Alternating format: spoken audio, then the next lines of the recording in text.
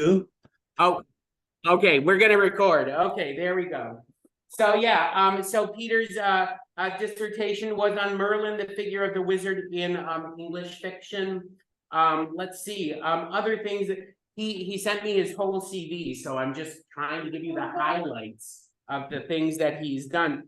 He served as and he was a member of the Medieval Association of the Midwest and has served various capacities that, including president of that organization for a while.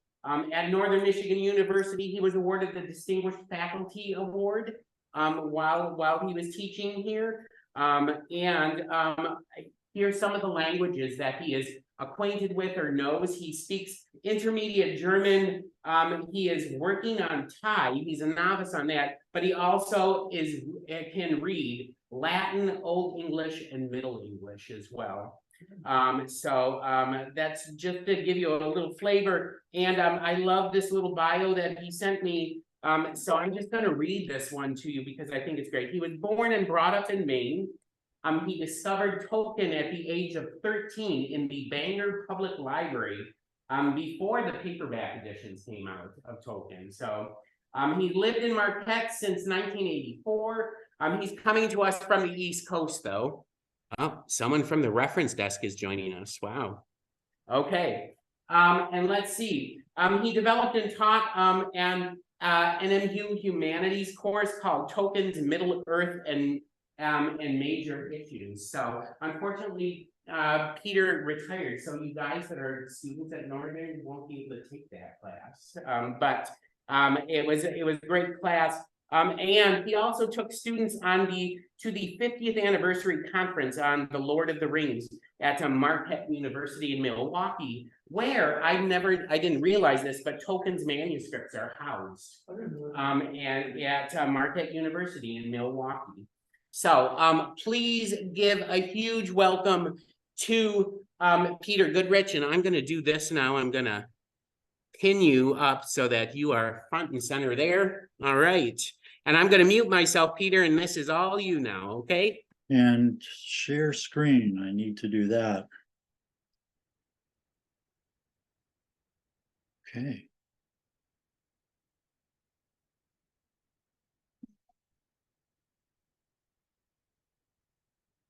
Okay. Thanks very much for that introduction, Marty, and for asking me to provide an overview of Tolkien's work.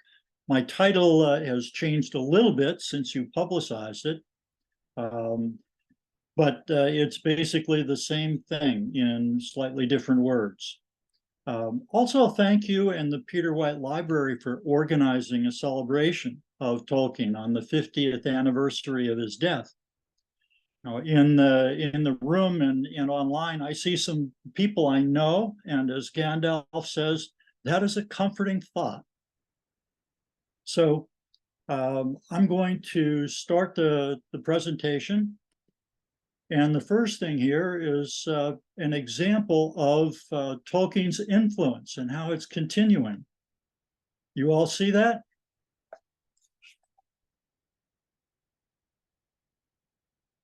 And hopefully you can hear me. And a thumbs up there, you can hear? Okay. Well, here is our own state in Tolkien map form. And you note specifically the way that Lansing, our state capital, and Detroit are portrayed here. So if you've ever thought of us as living in Middle Earth, here's a way to do it. Before I start, though, a couple of things. First, much of what I have to share comes from Tom Shippey, one of Tolkien's most knowledgeable critics, a man who knew him personally and held the same faculty posts that Tolkien did at the universities of Leeds and Oxford. I got to know Tom during his years as director of the Center for Medieval and Renaissance Studies Institute at St. Louis University. And I especially recommend his book, J.R.R. Tolkien, Author of the Century, if you want an accessible introduction. John Smollins kindly visited my house and mailed me my own copy to crib from. Second, this is the first time that I've revisited Tolkien in a scholarly way since I retired in 2015. It's been a real pleasure doing so, even though all of my course materials and books are in Michigan while I've been in Maine all summer long. So I had to start over for this presentation. Nevertheless, I hope that you'll all get some new insight out of what I have to say, even if you are already familiar with Tolkien's Legendarium.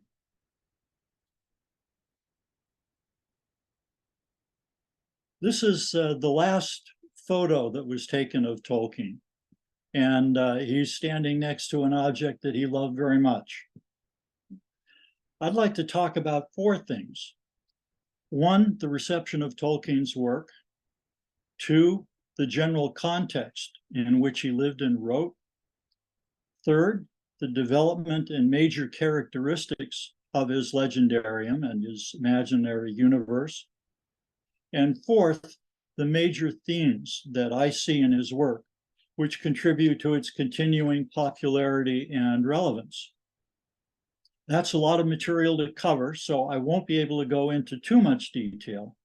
After all, it used to take me an entire semester. Here's a map of Arda from the Tolkien Gateway. And hopefully it's large enough so that you can see some of the features of it. The part that we know from his writing is the part in the upper left. And slightly to the right of that, you can see the outline of Mordor. But there was much more beyond it in the first age of Arda. So I'm going to be covering the whole history, not just the history of the Middle Earth part.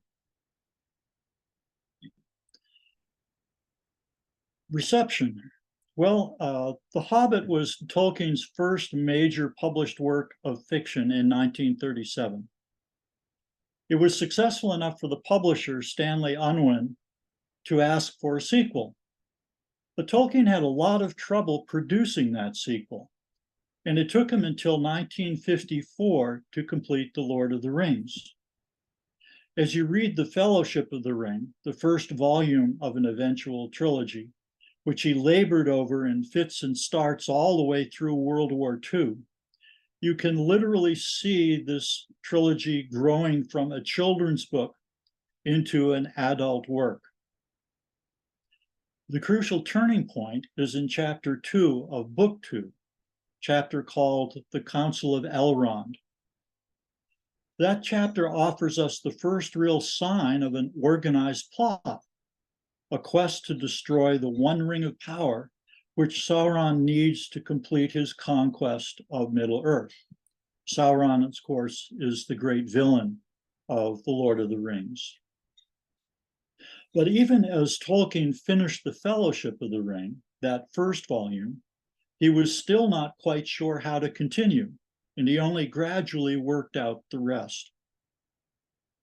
The complete Lord of the Rings was not well received by literary critics and gatekeepers. They were used to high culture, modernist, realistic novels that usually featured anti-heroes and lots of interior monologue and psychology. The trilogy made no waves, in fact, until the phenomenal success of the American paperback editions in 1965. But in British reader polls of 1997, still to the dismay of most critical gatekeepers, it was consistently ranked number 1 or 2, second to the Bible, in popularity. In 2001, I also had a tough time convincing my skeptical professor colleagues on NMU's Committee on Undergraduate Programs to accept my course. "You might as well offer a course on Superman," sniffed one of them, who later admitted that he didn't ever read what he regarded as escapist fiction anyway. Despite the snark, and partly due, no doubt, to the successful Peter Jackson movies, The Lord of the Rings came in second in the 2021 New York Times poll of the best novels of the past 125 years. They came in just behind Harper Lee's To Kill a Mockingbird and ahead of George Orwell's 1984. Both of these novels are clearly still relevant to the present, so why not Tolkien's? It's safe to say that while Tolkien didn't invent fantasy fiction, his work became fantasy's most profound influence and comparison point. So why is that? Now for some context. To understand Tolkien, it pays to review the times in which he lived and his personal life. Here are just a few things to take note of as you look at photographs of him at 3 different ages.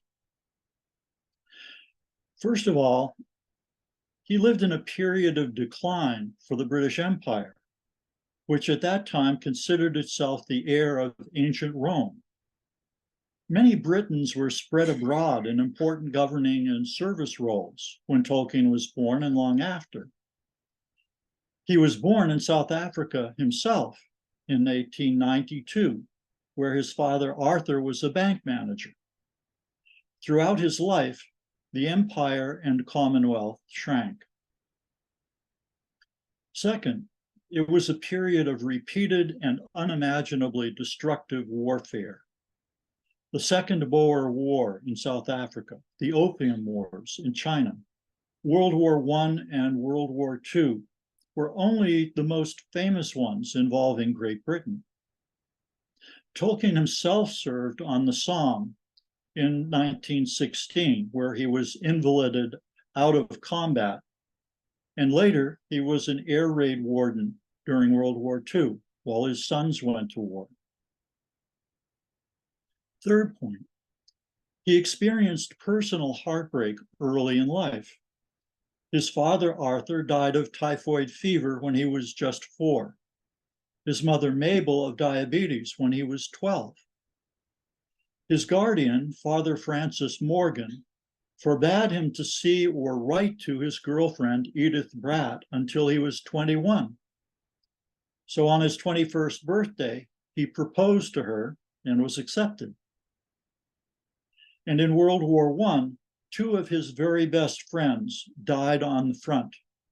So it's small wonder that he doted on his wife and children.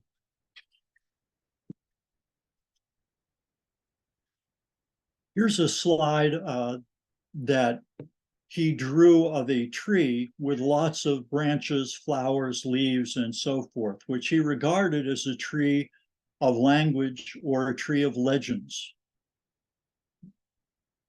Fourth point, Tolkien was a joiner. Societies and clubs of many kinds were a feature of his times, where close personal friendships could be formed. These were, of course, almost entirely male groups.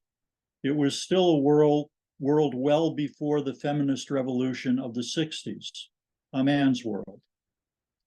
And perhaps this helps to account for the relative scarcity of female characters in his work. He initiated or joined many groups that focused on language and literature while he was at school, at college, and afterwards. The most famous one, of course, was the Inklings, which included his Oxford colleague, C.S. Lewis, the mystical writer Charles Williams, and others of similar mind and interests. Such relatively small groups of students, faculty, or friends organized around shared creative interests outside of daily work are endangered today.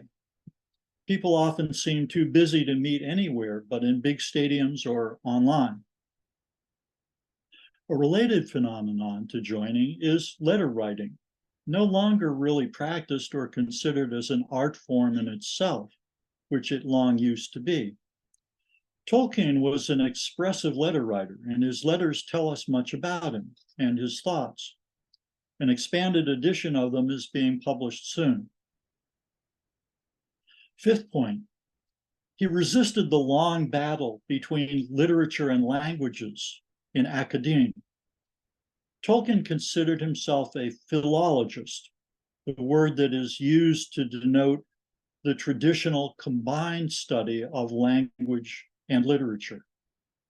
He strongly favored and supported philology in his powerful university positions. As we know, however, by his death in 1973, philology had splintered into departments of modern languages, comparative languages, linguistics, speech and communications, English, and later even writing and studies of this or that. Such a trajectory of disunion really horrified him. Seventh point, Tolkien resisted modernism and postmodernism even more. As a devoted student of the ancient and medieval past and of old and dead languages, this was natural, of course, and it became one of his greatest strengths as a writer, an influence upon the heroic fantasy genre, where narrative plots are usually set in neo-medieval worlds. Ironically, however, his work also seems to respond to modernism's yearning for a unified master pattern to reality, and even to predict some postmodern aspects of life, like doubt of that pattern, and society's distrust of master narratives, and the public's gradual detachment from tangible, factual standards of truthfulness and reality.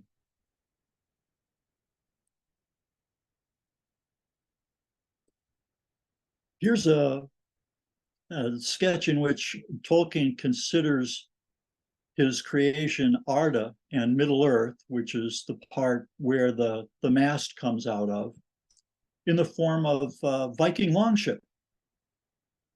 He loved to play with ideas in this way, and of course names as well, which you see everywhere. Some characteristics then of Tolkien's work, and especially as legendarian. First, Tolkien's work was multimedia from the very beginning. He had painting lessons as a child and practiced visual art ever after, some of which we're enjoying in this presentation. His images included frequent doodles, calligraphy, maps, heraldry, sketches, pen and ink drawings, watercolors, pastels, friezes and book covers, and painting.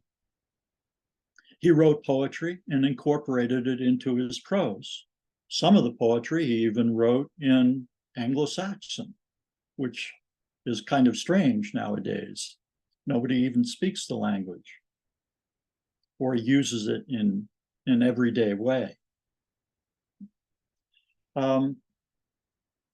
He did this, he produced also chronicles, genealogies, essays, and so forth to gradually build up detail in his imaginary creation of Arda, the world that contains Middle-earth. Second characteristic, his tales include as much diversity as his modes of discourse and kinds of art that he produced. Arda holds an enormous number of races, both human and non-human, mortal and divine, including a creator deity named Iluvatar and two orders of angelic beings, or Ainur, the greater called the Valar, and the lesser called Maiar. And Arda has its own complete ecology and evolutionary history as well. Third characteristic, as Tolkien himself emphasized in a famous letter in 1951 to Milton Waldman, his American publisher, all this, quote, is fundamentally linguistic in inspiration, end quote. Like James Joyce, he was a very early reader, fascinated with words, and especially with names. He knew some 35 languages, many of them obsolete, and invented 15.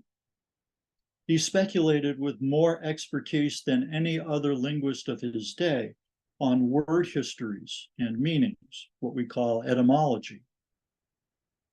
It's important to note that he believed we all develop a kind of sixth sense about words. This natural intuition enables us to grasp some meaning even from words and languages we do not know. In short, they look and sound to us like the cultures and the things that they represent.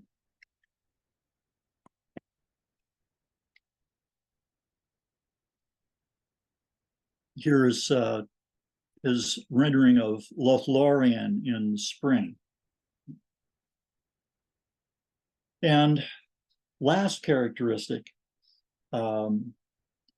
perhaps the most acknowledged quality of his legendarium is its depth, the impression that it gives of great antiquity and of a whole history and reality expanding behind as well as within the finite texts that he wrote and published. The first clear sign of this depth that most readers see is the long appendices to The Lord of the Rings. To be honest, they were about my favorite part of The Lord of the Rings. They were just a fraction, though, of the many notes, tales, and visual images that Tolkien had been developing over the years. But other things contribute to it as well, in no particular order. The diverse invented languages that I've mentioned, and that sometimes Tolkien leaves untranslated in the text for us to ponder. The different registers and styles of speaking that the characters in his works employ, from the everyday to the highfalutin, from low comedy to high seriousness, and from archaic to modern usage. This diversity of discourse helps to differentiate and enliven both the characters and the tale. A great example of this is the multiple speakers who hold forth in the Council of Elrond. Here's a movie clip, or picture, rather. I'm not going to show the clip. Another characteristic, the adaptation of varied cultures that are available to him in our real world. These come from ancient and biblical myth, from collections of legends and fairy tales compiled by important 19th century folklorists like Elias Lönnrot in Finland, Sven Grundtvig in Denmark, and the Grimm brothers, Jakob and Josef in Germany, as well as popularizers like the English fairy tale colored book publisher Andrew Lang.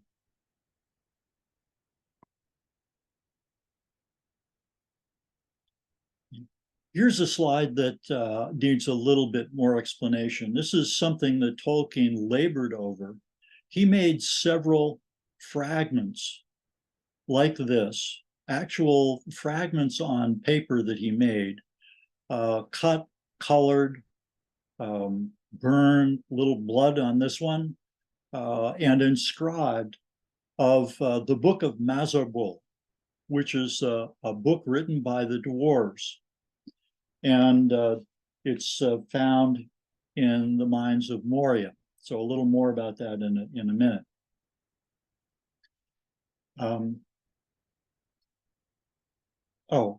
Right now, in fact, the Fellowship discovers this book as they are going through the mines of Moria, and just before the Balrog and the orcs start to chase them. And the ending of it, you can see at the bottom, begins to scrawl and trail off. And it's the words, "They are coming." So Tolkien gets most of these cultural traditions that he uses from our own world's actual history. A good example of this is the Riders of Rohan, or the Rohirrim. He developed them from the West Midland Anglo-Saxons of the kingdom called Mercia. And so the mark is derived from that word, Mercia. And he dealt with this culture and virtually every day as chair of Anglo-Saxon studies at Oxford. Many of the initial scenes in the Two Towers involving King Theoden of Rohan come straight from the Old English epic Beowulf, on which Tolkien wrote what is still the single most important essay. But Tolkien artfully defamiliarized the Rohirrim from mere Mercian farmers by adding elements from European steppe riders like Attila's Huns and American Plains Indians. Another powerful element contributing to the impression of depth in this vast literature in multiple drafts is in fact the vast literature in multiple drafts that Tolkien created over the years to help himself think. Some of these are so overwritten and annotated that they were a challenge for his son Christopher to make sense of. Of great antiquarian influence in Tolkien's youth, besides the folklore revival, were medieval chronicles and collections of long narrative poems called lays or ballads.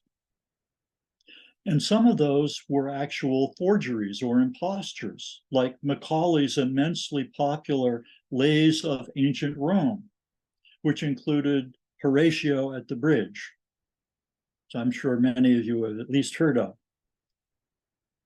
Perhaps that even gave Tolkien a kind of license to make up his own lays and sagas, the real work of his heart. He wanted such seemingly old and often fragmented texts of many kinds to give his own legendarium the same feel that there is much more of it that has now been lost. In recent years, many of his major Silmarillion tale fragments have been collected and harmonized into more conventional novelistic form, like The Children of Húrin, Beren and Luthien, and The Fall of Gondolin and The Fall of Númenor. Here is a drawing or a watercolor of Tolkien's of the sun and the moon in Valinor, the realm where the Valar live in the far west. And it's framed by the two trees of Valinor. So I'm going to talk a little now about development. We now know that despite Tolkien's academic employment in prestigious Leeds and Oxford chairs, with minimal teaching duties and heavy expectations of research and publication, it was the legendarium that really turned out to be his major life's work. And he began it very young. The earliest seed of the legendarium was back in 1913. An early version he wrote of the story of Turin, which retold the story of the doomed Finnish hero Kullervo from the Kalevala. He never finished that story quite, but you can now read what he wrote. Tolkien continued with the Elvish material, lots and lots of it, eventually titled The Book of Lost Tales. And he did this we know at least by 1916, while convalescing from trench fever that he contracted on the Somme. This particular slide he did in 1915. So for 60 years, he kept going back to the legendarium, rewriting and adding to it, in spite of his academic colleagues' puzzlement and tut-tutting over this, rather than more scholarly publications, until the legendarium became his nearly full-time occupation after he retired in 1959. The publishing history was comparatively late. The Silmarillion was a collection of mythological highlights published in 1977 and completed by Christopher Tolkien after his father's death. Christopher also edited Unfinished Tales of Numenor and Middle-earth in 1980, followed by the 12 volumes of the History of Middle-earth between 1983 and 1996, which includes the earliest draft or early drafts of the Lord of the Rings trilogy. The manuscripts of those, the original manuscripts, plus the original manuscript, full manuscript of The Hobbit, are the ones that are at Marquette University.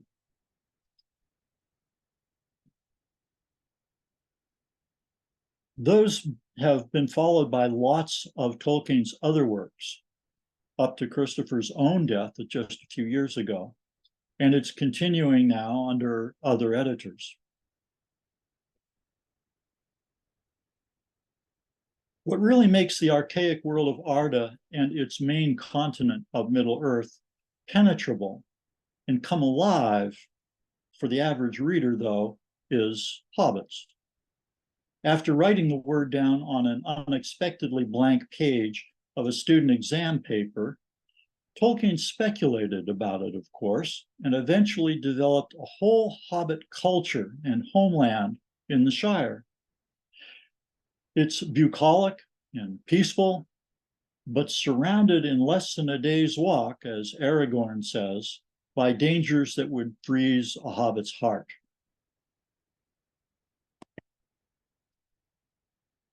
The Shire is essentially the English Midlands where Tolkien lived, and its culture late Victorian and Edwardian.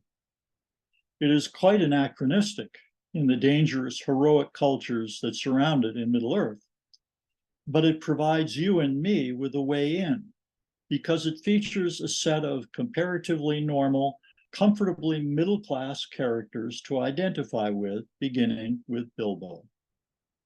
Of course, this essentially 19th century English culture had many faults of its own, and in any case, it was not to survive World War I.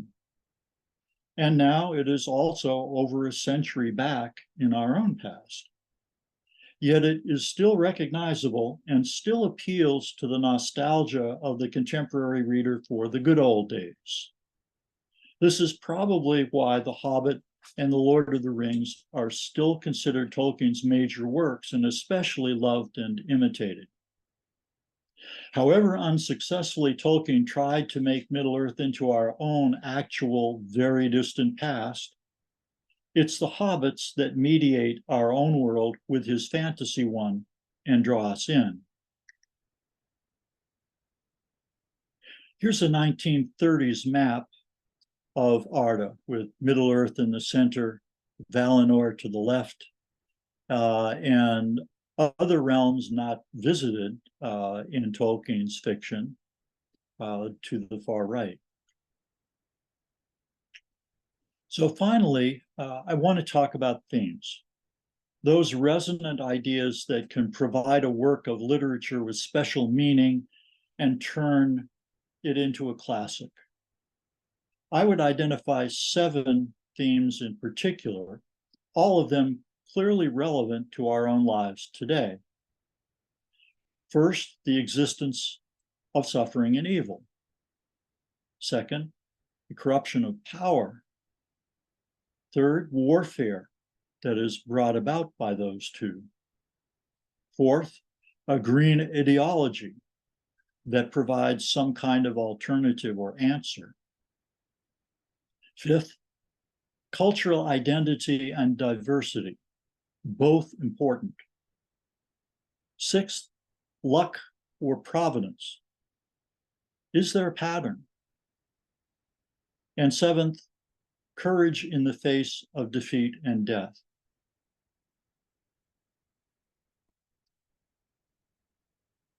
So first of all, the nature of suffering and evil. Most heroic fantasies feature an archaic, usually neo-medieval world of supernatural divinities, castles, and heroes wielding swords and the like, even if the swords become lightsabers. So do Tolkien's. The other great commonplace of heroic fantasy is the seemingly eternal conflict between good and evil. Check that box too. But Tolkien's treatment of such elements is especially well-informed and subtle. And I don't think he's often given enough credit for this. Although Arda is created by Iluvatar and the Ainur, literally sung into existence, evil enters into it and strives for mastery of it from the very beginning. How does good turn to evil?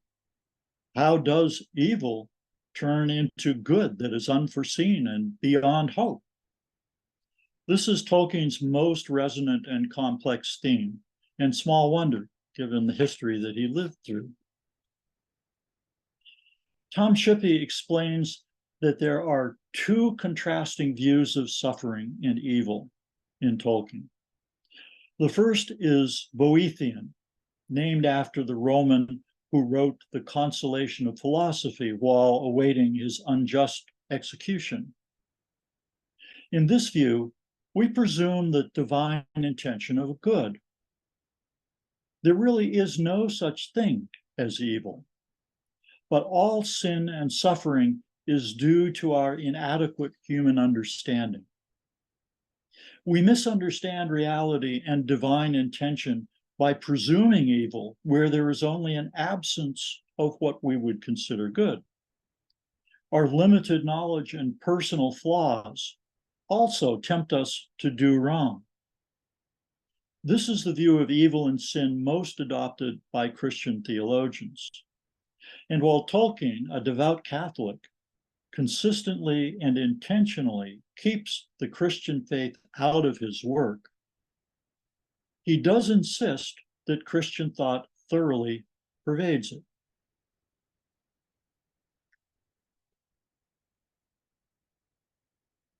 Here we have Tolkien's painting of the dragon Glaurung setting forth to hunt and slay Turin Turambar, who's the hero who's most like Kullervo. And the smaller device is one that Tolkien drew, an emblem or heraldic device for Luthien Tinuvio. The contrasting view of evil to the Boethian, Shippey calls Manichaean, after the heretical Christian sect that shared the belief with some other ancient religions that evil was real and existed external to us, had an external reality. In this view, there are dual divine impulses and creator deities that embody opposites of good and evil. Instead of being an internal human lack or misunderstanding, this kind of evil is an external force that must be recognized and fought. Fought in the body, not just in the mind or the soul. Which view of evil is true, Boethian or Manichaean? I have no idea, and neither did Tolkien. So let us presume both. What he does is fruitfully finesse the contrast between the two views of evil and how they account for sin, suffering, and death. His characters sometimes express one view, sometimes the other. Another example of how this ambiguity works out is his idea of what he called the great escape. The great escape is death. Humans are mortal. That is Iluvatar's gift to them.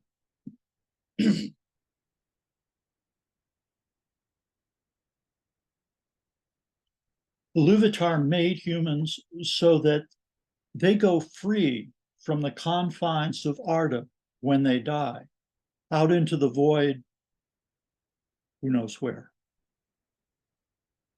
For the elves, however, who are nearly immortal, death is quite another matter. They are bound within Arda forever. And when they are slain or die from some other cause, they don't simply cease to exist. They go to a special place in Valinor called the Halls of Mandos. Only the elf Luthien is allowed to go free in death beyond Arda, following her human husband, Beren, which is what makes their story Tolkien's greatest and most deeply felt love story. The love he had with his wife, whom on their tombstones are inscribed the words Beren and Luthien. It's for this reason, however, this great escape, this phenomenon of death versus immortality, that Melkor, the original evil being in Arda, and Sauron, his lieutenant, can feed envy and suspicion between elves and humans in particular. Humans desiring elvish immortality, elves desiring human freedom from the long fading of their kind. So here is Tolkien's only known portrait of Sauron. He deliberately avoids describing Sauron in detail, in fact, which is probably a good decision, leaving it up to our imagination. So the corruption of power, next theme. This one is pretty obvious, right? In the Silmarillion's creation story, the Ainu Melkor, initially good, increasingly desires to mimic the creative powers of the deity Iluvatar and other Ainur. He feels inspired to impose his own imaginings and will. And so he falls, like Lucifer in Christian myth, and corrupts others, including his chief lieutenant, Sauron. So also falls the great elvish craftsman Feanor, who creates the magical Silmaril jewels from the essence of the two trees that give light to Arda. Feanor becomes so attached to the Silmarils that when Melkor and Ungoliant, yes, that Ungoliant from the Two Towers, poison the trees, Feanor refuses to let the Valar use the Silmarils to save them. Similarly, the wizard Saruman is corrupted by Sauron and by his own desire for control, and tries to convince Gandalf to do the same. Perhaps the most terrifying example, however, of the corruption of power is that of the Ringwraiths. These are 9 mortal kings who become so consumed by the rings of power that Sauron gives them that they live on after death as evil ghosts, remaining both physically present and yet never really there. Under their helmet, there's a blankness.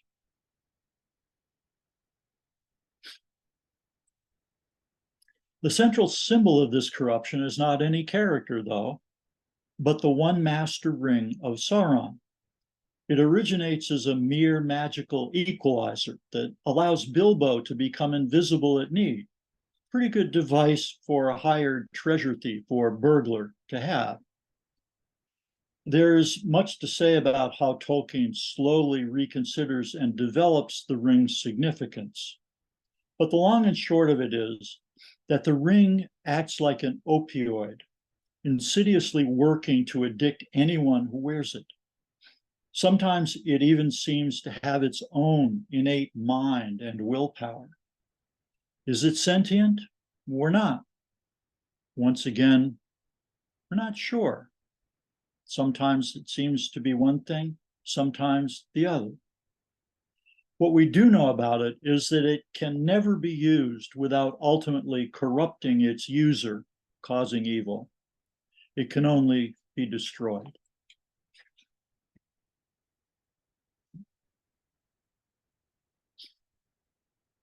Next theme is warfare, brought about by evil and power. The theme is also pretty clear. Wars are characteristic not just of Tolkien's time and our time, but seemingly of all time. Whatever suffering and evil, wherever suffering and evil persist, and death is feared or even desired, wherever power absolutely corrupts good intentions to bad consequences and leads to the desire for domination, war and strife become inevitable. The Silmarillion, The Hobbit, and The Lord of the Rings are all, in the end, histories of wars. At the turn of the 21st century, we thought we had beaten the cycle of warfare for a brief moment, but we were wrong, so they remain really relevant.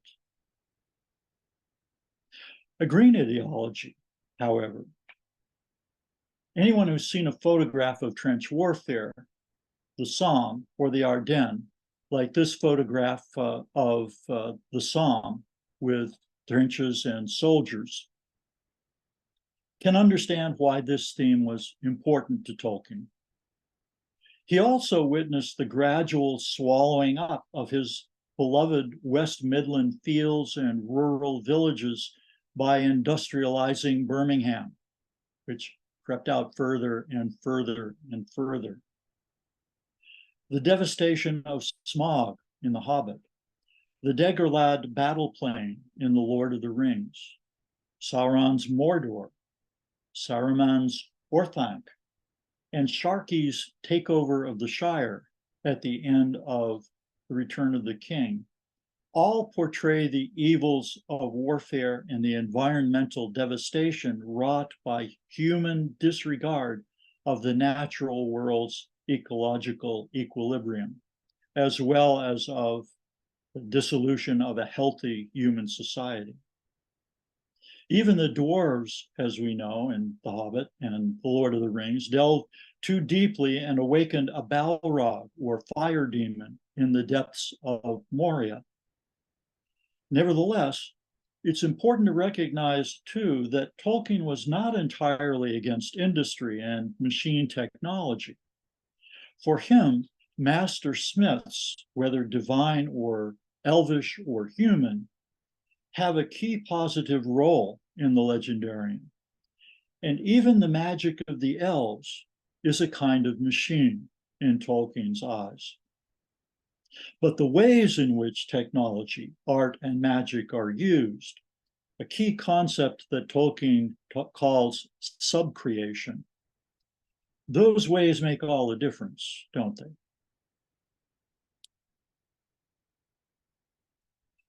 Here's an image of Tanaquetil, the mountain of Manwë, the chief among the Valar. In the foreground below, you can see an elvish ship on the sea. This theme is cultural identity and diversity. I touched upon it earlier. The fear of the unknown and suspicion of the other, of someone not like us, is rife among the peoples of Tolkien's art as it is in today's societies. Tolkien's work, however, celebrates belonging over isolation and alienation. It approves of someone having a distinct ethnic clan or national identity, as well as a unique personal identity. In fact, one of his purposes in developing his legendarium was to create a kind of national English body of myth and epic that seemed to him missing. He once considered using King Arthur in this way, but ultimately rejected Arthurian legend as too culturally mixed to serve his purpose. On the other hand, Tolkien also values tolerance, diversity, and alliances and sharing between different folk and folkways. Together, these things, cultural uniqueness and diversity, contribute to the richness of creation. The Fellowship of the Ring, and even the pity that inspires Bilbo and Frodo to repeatedly spare Gollum are fine examples of it, for they lead to many unforeseen good ends. Here are Tolkien's two early designs for the second and third books of his trilogy. Luck and Providence. Although fundamentally Catholic himself, Tolkien worked every day with non-Christian traditions. He understood that in most of them there was no hope of salvation, and often little or no conception of the afterlife at all. Most of the peoples inhabiting his Middle Earth know that if they aren't getting it in this life, they aren't getting it at all. It is also an open question, as I said earlier, whether there is some patterning force or providence in what appears accidental and haphazard, or whether life is merely made up of random consequences. Tolkien's characters are never sure of the outcome and fear that it will be bad. And finally, it is also an open question whether heroic deeds or steadfast determination in defending what one considers the right cause in the face of hopeless odds and death, whether this is worthwhile. Tolkien believes, and Gandalf in particular argues on more than one occasion, that it is.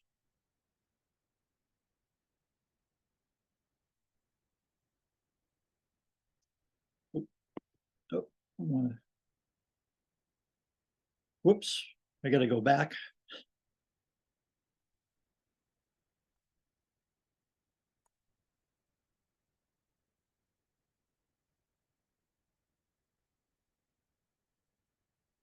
Go. So the last theme, the courage in the face of death. So finally, what is the nature of courage? What is true courage? A certain hard-nosed kind of courage is what Tolkien called the potent but terrible solution to the problem of evil.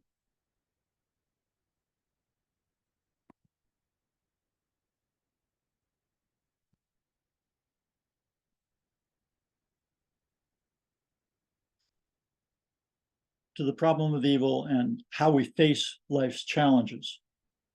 But this type of courage is no mere bravery, much less foolhardiness. Tolkien's work is imbued, I think, with a deep sense of sadness and loss. The long, inevitable fading of the elves is perhaps his most recognizable metaphor for this. There is no final defeat of evil throughout the ages, and a heavy price must always be paid for good as well as for evil.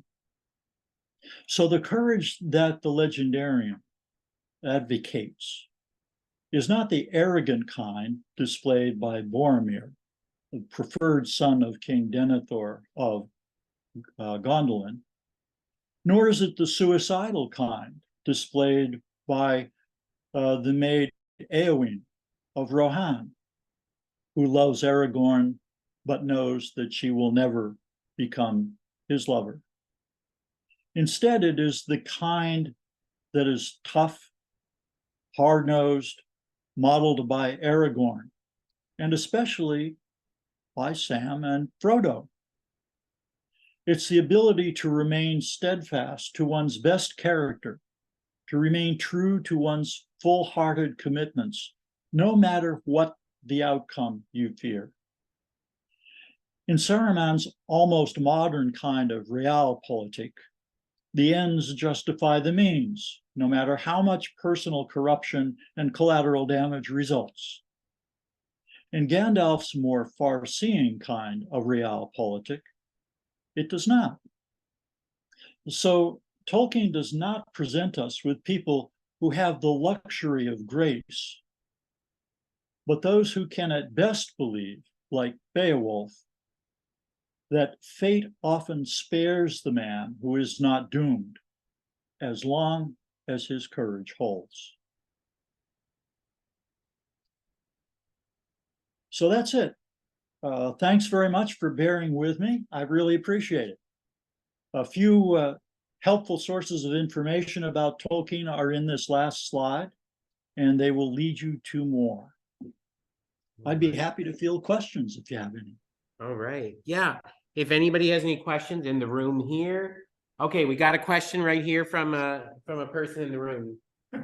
Is there a consensus on who the figure above the mountains in Tolkien's drawing of the Return of the King cover is?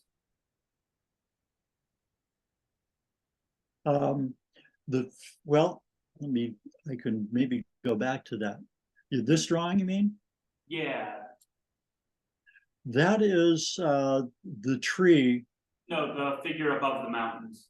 the figure above the mountain. Is that his drawing? I think so, I'm not sure. Yeah, you may be able to see it better than me.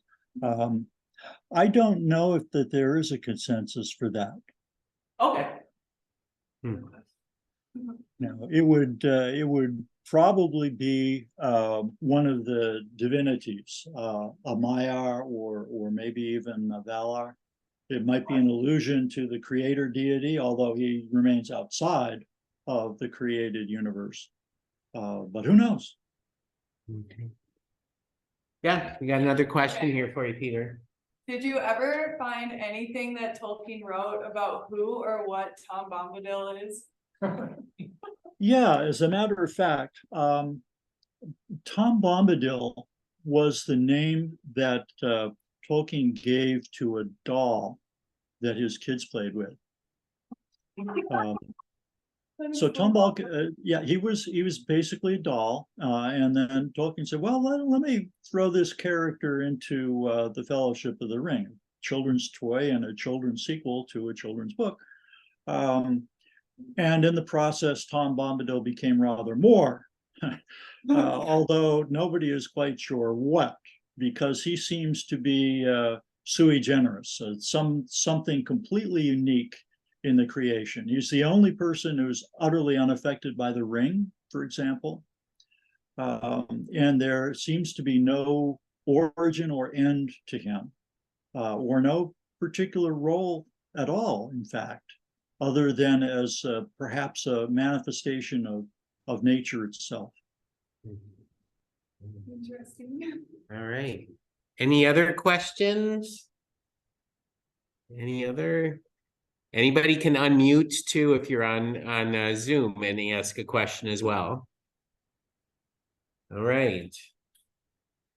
I'm not seeing any other questions, so I want to thank you, Peter, for this really wonderful presentation. I know we've all enjoyed it.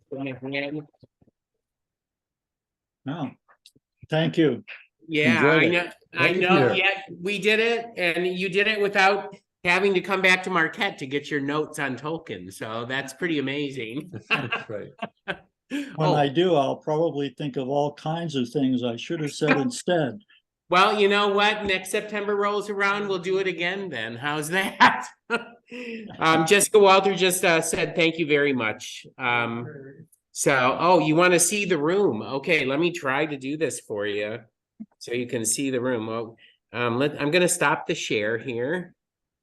And then, oh, no, I'm not going to do that. There we go. Yeah, sweetie, you gotta take a shower. Yeah, let's see if you can see everybody that's here. There's quite a few people here, so. Hi. They're at the Yeah. library. So there you go. We had a pretty full room here tonight and a pretty full room in virtually too. So I really appreciate this, Peter. Again, thank you so much for taking the time to do this for us. Oh, you're welcome. Thank you all for coming. Thank you.